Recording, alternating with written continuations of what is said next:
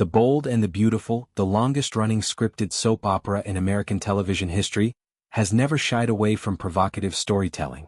Airing continuously since 1987 on CBS, the show, created by William J. Bell and Lee Phillip Bell, has captivated millions with its opulent Los Angeles backdrop, intricate web of Forrester family intrigues, and unflinching dives into taboo topics like infidelity, corporate sabotage, and medical miracles.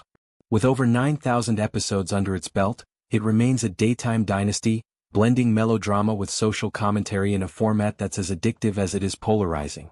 Yet, its latest plot twist involving a deceptive sexual encounter has ignited fierce debate, prompting veteran actress and director Heather Tom to voice a nuanced, deeply personal perspective on consent that transcends the screen. At the heart of the controversy is Luna Nozawa, portrayed by rising star Lisa Yamada, a character whose obsessive infatuation with Will Spencer, Crew Morrow, spirals into a morally fraught act. In a dimly lit scene heavy with implication, Luna, disguised as Will's girlfriend, engages in intimacy with him while he's incapacitated by alcohol. The encounter results in an unplanned pregnancy, thrusting the Logans and Spencers into a maelstrom of ethical dilemmas, paternity tests, and courtroom theatrics. Viewers, accustomed to the show's signature twists, were nonetheless outraged by the narrative's reluctance to explicitly label the incident as rape or sexual assault. Social media erupted with hashtags like #JusticeForWill and #B&BConsentFail, accusing writers of romanticizing non-consensual acts under the guise of passionate mistake, a trope that harkens back to soap's checkered history with sexual violence. From General Hospital's controversial 1970s rape storyline to Days of Our Lives' mishandled assault arcs. Heather Tom, a four-time Daytime Emmy winner who embodies Katie Logan, Will's fierce, no-nonsense mother, has been a cornerstone of The Bold and the Beautiful since 2007. Her portrayal of Katie, a media mogul navigating love triangles and health scares with steely resolve, has earned her accolades for depth and vulnerability.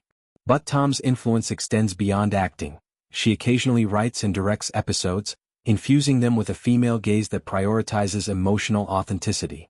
In addressing the backlash, Tom didn't mince words during a revealing interview, framing the scenario through the dual lenses of her character and her lived experience as a mother. To be honest, if it were my son, I would view what happened as an issue of consent and that there wasn't much consent happening in that instance, she stated firmly. And so yeah, I would view it as a sexual assault. This stance marks a pivotal moment for the genre, where storylines often prioritize shock over sensitivity. Tom's evolution within Katie's arc mirrors this. Initially skeptical of Luna's intentions, the character grapples with denial before arriving at a raw acknowledgement of violation. Katie does get to where she does definitely think that her son was assaulted, Tom elaborated. She definitely uses that terminology. She definitely didn't necessarily start off there. This narrative progression allows for organic growth, avoiding the didactic pitfalls that plague issue-driven TV. Yet, Tom's comments reveal a deliberate choice by the writers to let terminology emerge organically, enabling characters to defend that or not, in ways that spark viewer discourse. Drawing from her own life, Tom underscored consent's paramount importance, a value she's instilled in her sons, Zane, born in 2006, and another child with husband James Aker, a fellow soap alum. I think that for me personally, as a person, as a woman, as a mother, consent is very important to me, she affirmed. I have talked about consent with my son from the very beginning. This proactive parenting stands in stark contrast to her own upbringing in the 1970s and 1980s, an era when discussions of bodily autonomy were stifled by societal norms. It's something that growing up, it was not necessarily at the forefront of how we were raised and how society saw it and how people spoke about things, Tom reflected. The women's liberation movement was gaining traction, but in middle-class American households, sex education often equated to abstinence lectures or veiled warnings, leaving generations ill-equipped for nuanced conversations. Tom's advocacy isn't isolated, it's part of a broader reckoning in daytime TV. #MeToo shows like The Young and the Restless have overhauled assault narratives, consulting survivor groups and therapists to ensure trauma is portrayed responsibly. The Bold and the Beautiful has faced similar scrutiny. Recall the 2018 backlash over a teen pregnancy arc that glossed over coercion, but Tom's intervention signals progress. By humanizing the debate, she bridges fiction and reality, reminding viewers that soaps aren't escapist fluff but mirrors of cultural fault lines.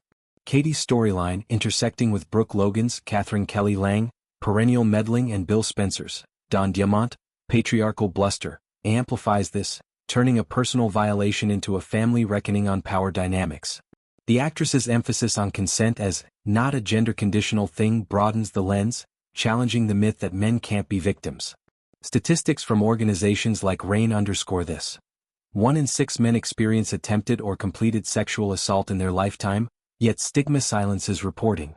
Tom's candor empowers, particularly for young male viewers tuning in with parents, fostering dialogues that soaps historically sidestepped.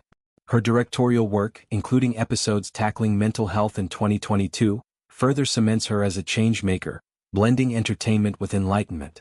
As the plot thickens, Luna's deception unravels amid custody battles and Katie rallies for justice. The controversy underscores the bold and the beautiful's enduring relevance. At 37 years strong, it boasts a global fan base, from U.S. housewives to international syndication in over 100 countries.